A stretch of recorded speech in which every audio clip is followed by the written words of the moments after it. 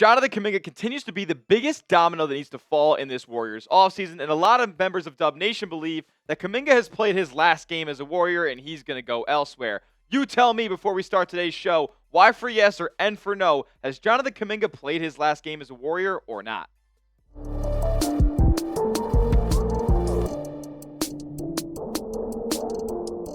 What's going on, Dub Nation? You're watching Warriors Today by Chat Sports. I am your host, Tyler Smith, and on today's show, we're going to discuss some comments that Steve Kerr had on the Tim Kawakami podcast about Jonathan Kuminga and his future with this Golden State Warriors team. And then on the back half of today's show, we'll talk about a couple of Jonathan Kuminga sign and trade possibilities, as it looks like it's more likely that he's on a new team next year rather than donning the Golden State Warriors uniform again. Steve Kerr opened with this on Kuminga, and I want to make this clear before we get to the actual quotes that might be a little bit damning on Kuminga's play. He says, it's a tricky situation because Jonathan is obviously gifted and wants to play a bigger role and wants to play more. Of course, why wouldn't you? As a 22-year-old player entering your fifth year of your career, why would you not want to have an established and elevated role in the offense that you're playing on? But Kuminga not necessarily, he really hasn't earned that to this point. Yes, he had a couple of good moments in the Minnesota series, but when you really get to the nitty-gritty and look at the details, it wasn't all great, and the Warriors had to change their offense completely without Curry in the lineup. Steve Kerr with this monster bombshell of a quote, saying, I've been asked to win, and right now, he's not a guy who I can say I'm going to play 38 minutes with the roster that we have. Steph and Jimmy and Draymond, and put the puzzle together that way and expect to win. Yep. The truth always comes out at the end of the day. And we know Joe Lacob has an affinity for Jonathan Kuminga. He was a part of drafting him. He's a part of the group or circle that wants him back in Golden State long term. I don't think that Steve Kerr wants Jonathan Kuminga back long term. And it's really because he just doesn't fit in the puzzle here in Golden State. It is a chore for Kerr to find lineups and find situations for Kuminga to be effective because Kuminga himself isn't buying all the way back into whatever Kerr is selling. And more from Steve here, kind of reassuring the fact that Kuminga is a good basketball player, but just really has not put it together in Golden State. He said, doesn't mean he's not a really good player. Doesn't mean he's not talented. It just means with the fit and the roster that we have, it is tricky. There's no question. And Steve, with this further message right here, he said, the game is about the puzzle fitting. And his job is to make a puzzle fit together and then go win basketball games. And to this point, he has not been able to do that at the highest level, at least, with Jonathan Kuminga.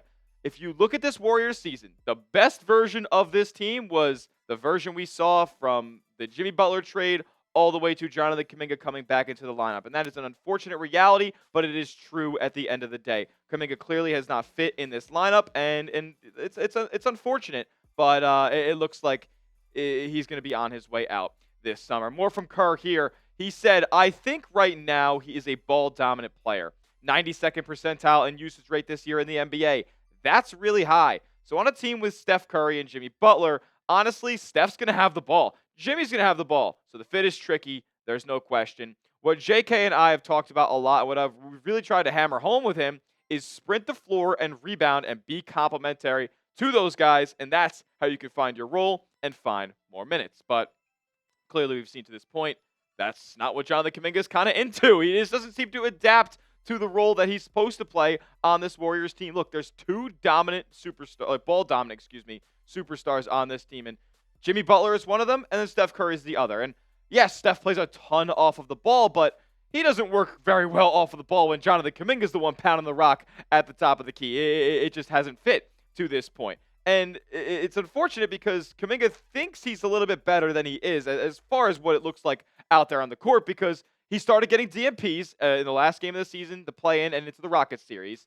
And the reason was because he thought it was all about himself. He was me over we out there on the basketball court, and Steve Kerr took notice. He saw Kuminga in that Blazers game, second to last game of the regular season, looking off of Steph in favor of creating his own offense. And clearly, that didn't sit right with Steve Kerr, who knows damn well that Steph Curry is a top 10 basketball player to ever walk the planet. And since Jonathan Kuminga returned, let's give him a little bit of credit. He did come off of a bad ankle sprain, a 2-month-long ankle sprain, which is unheard of to how long that injury lasted. But when he came back, man, we expected him to be the player that he was in the 20 games before he got hurt. But in the 23 games afterwards, it just wasn't all that great, man. He averaged 13 a night. He wasn't an effective rebounder. He wasn't a good playmaker. He's never really flashed that part of his game, and he wasn't a floor spacer either. We know that Jonathan Kuminga has not been an effective jump shooter efficiency-wise, volume-wise, really at all. And if you want to succeed in this Warriors offense, you're going to have to space the floor. And the struggles don't just stop on the stat sheet. Like,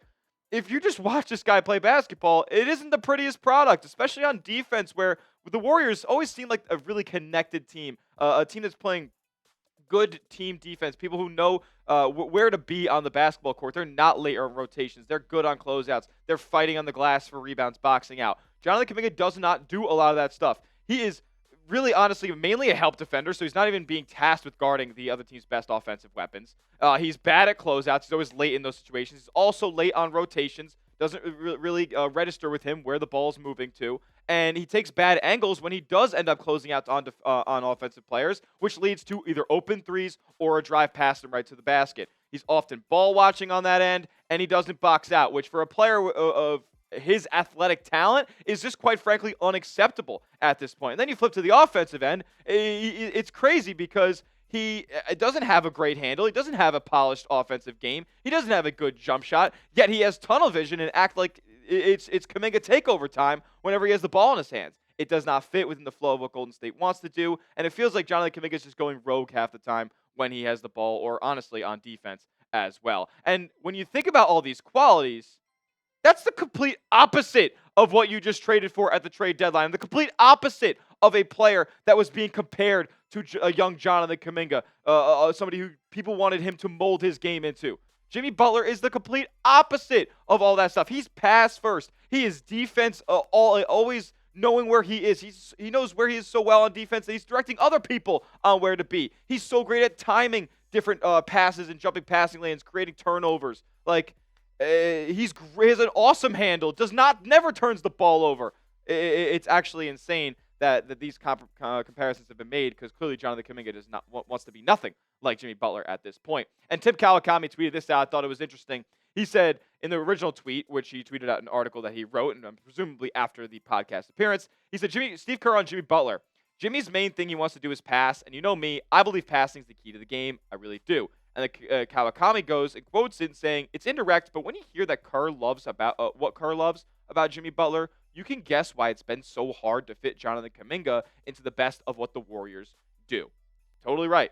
100% right. And it's funny how Kerr says that about Jimmy, and then Kerr made those comments that we talked about at the beginning of the show about Kuminga. But he talked like entirely differently at the Warriors exit interview. So clearly once he was in a more comfortable setting, he was able to kind of let loose a little bit more and share his true feelings about Kuminga's fit in this lineup, because he was talking very at length about him playing very often with Jimmy Butler if he were to return next season, and playing these lineups with Jimmy and Draymond on the floor.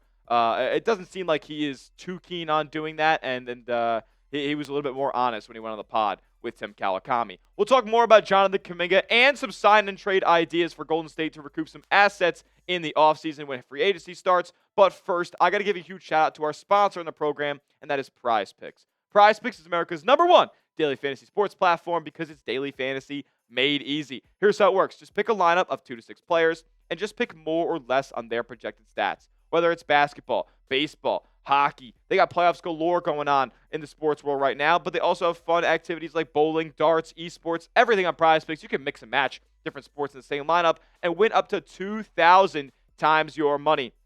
Prize Picks is awesome because it's super user-friendly, and they always want to make it easy for you guys to win real money in real time watching your favorite sports, with fun promos like Taco Tuesday, where they discount stat projections, Flex Friday, where if you lose your lineup, they'll give it back to you in promo funds up to $20. And our special offer here at Chat Sports, promo code CLNS. It gives you $50 instantly when you place your first $5 entry. You don't need to win that entry to receive the $50. It's guaranteed. So download the Prize Picks app today and take advantage of all their awesome deals, including our promo code CLNS for $50 for free when you place your first $5 entry. You don't need to win to receive the $50. It's guaranteed. Prize Picks. Run your game. All that information will be clickable down in the comment section and description of today's video. So, kind of touching on a point we made earlier in the show, Steve Kerr wants Jonathan Kuminga to play complementary basketball to Steph, to Jimmy, to Draymond. And to be honest with you, with the frame, with the athleticism, and just overall with the profile that he provides as a player, I do think that he could be a positive impact type of guy if he played that role. But again, it is very murky on whether or not he'd be willing to do something like that at this point. Steve Kerr with a little bit more exposition and detail on this. He says, I've always felt the type of player that JK needs to be. I've mentioned this in the past. Sean Marion is a guy that jumps out. And I've talked about this in JK's rookie year, with his athleticism, running the floor, putting pressure on the rim, offensive rebounds, getting into the dunker spot, the drop-off pass from drivers, going up and dunking and guarding everybody on the other end. To me, that's what he's really built for. And we really push for that, push him in that direction. And I think sometimes with young players, there's a process. Aaron Gordon is a good example. He spent years in Orlando where he really wanted to be the scorer and the lead guy, and he had some success like JK has, but maybe didn't really find his role and find himself until later when he gets traded to the Denver Nuggets. And now you see when after Gordon really refines all these different areas of his game, being a complementary player, you look at this past postseason, Aaron Gordon was playing a lot more on the ball, and he was creating his more offense, and Denver was more willing to let him kind of let loose and be free after polishing the other areas of his game that needed to be polished. He's an excellent rebounder. He's an excellent on-ball defender. Like, he's a big body that defenses are, that defenses are kind of built upon. Like you can hang your hat on Aaron Gordon, be the only guy in the paint when there's penetration, and he can meet somebody at the rim and deter the shot, whether it's a block or just a miss. It doesn't seem like Kuminga is interested in being that type of player at this point. Like, every time I see this guy out on the court, it's playing in the perimeter. Like, he's either just standing around doing nothing, or he's looking for the ball out on the right or left wing, and there's not much movement going around with Jonathan Kuminga. Like, there's flashes of these kinds of things. Yeah, a back cut here, a back cut there, a dump off in the dunker spot in certain situations. Maybe a short screen and roll where he can roll to the cup and find himself wide open there when the double comes to the ball handler. But it doesn't seem like he's willing to be a very complimentary player as much as Steve Kerr needs him to be in order to find value in playing him and winning basketball games. Because his version of basketball just doesn't seem all that effective at this point. Shout out to my guy, the B-Ball Sage on Twitter, who posts this photo pretty often, man. And as an efficient basketball player, a shot maker, Jonathan Kuminga is no joke one of the worst in the NBA.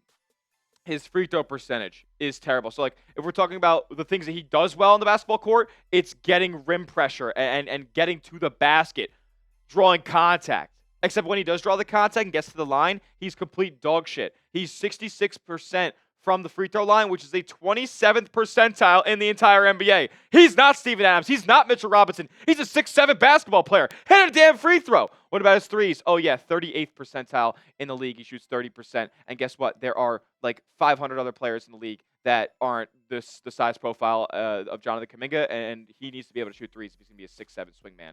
What about mid-range? Oh, yeah, he's in the fucking 4th percentile in the entire NBA. You know how atrocious that is? That is so bad, it's laughable. What almost as laughable is his overall shot making. It's 17th percentile, 11th percentile on three-pointers. Like, it's honestly atrocious. And look, man, maybe I'm a hater, whatever, but this is what I have to say about it all.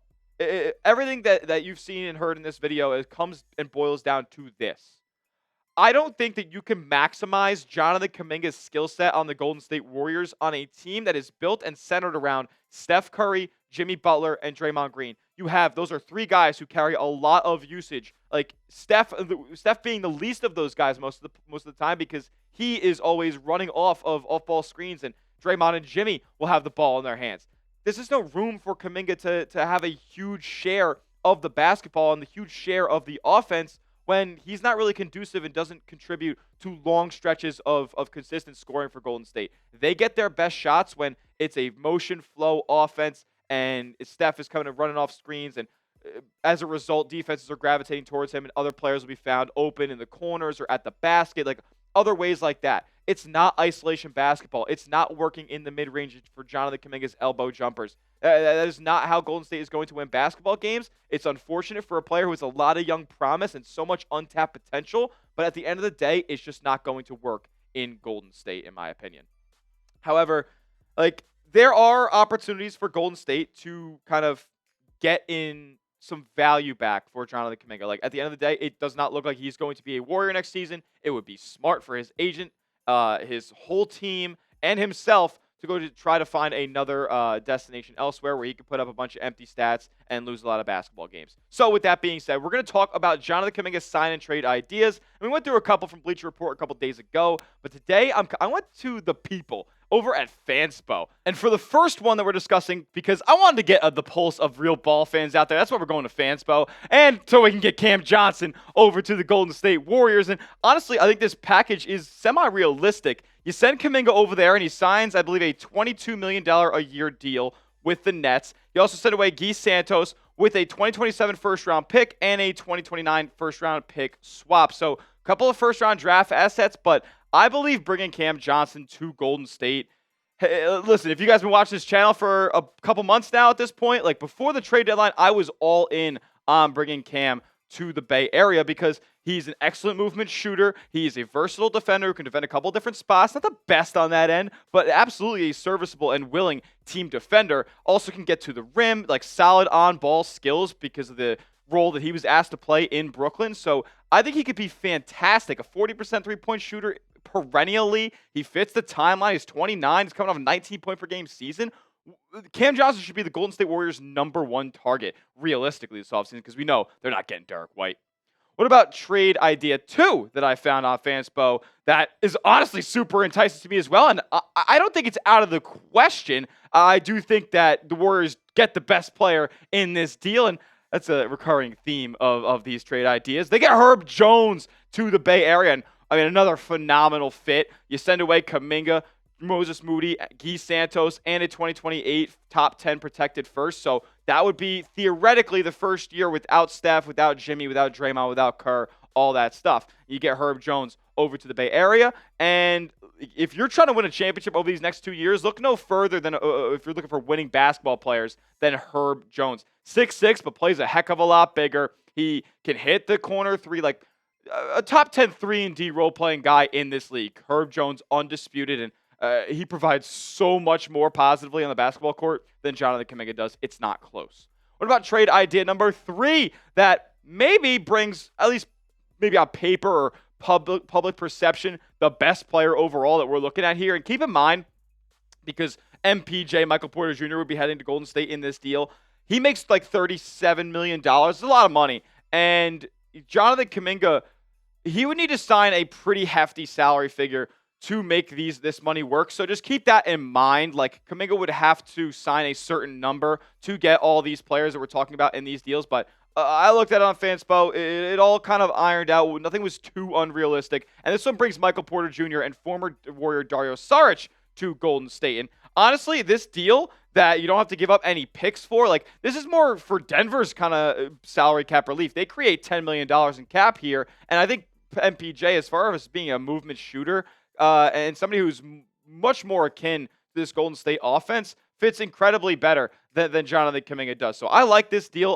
a decent bit, but you also have to give away Buddy Hield, who I liked a good chunk of his time here in Golden State, especially in the playoffs, and especially when he wasn't asked to be like the #1 scoring option on the team. So I like MPJ, but I'm not so sure that this is the deal that I would go with out of the 3. You guys pick one for me now. What's the Jonathan Kuminga sign and trade that you like the best? If it's this one right here, give me a 1 in the chat that brings Cam Johnson to the Warriors. What about trade 2 that brings Herb Jones and an underrated piece in the deal, Kelly Olynyk, who fits this offense like a glove? It's type 2 down in the comment section. And if it's Michael Porter Jr., you want to swing for the fences, give me a 3 down in the comment section. I want to hear from Dub Nation on what the best offer here is for JK. And that will do it for today's edition of Golden State Warriors Today. Make sure you are subscribed to the channel, youtube.com/WarriorsTV, because if anything comes out about Jonathan Kuminga's future plans here in this offseason, we will bring you this information. So lock us in as the #1 spot for Warriors content on YouTube. And as always, let's go Dubs.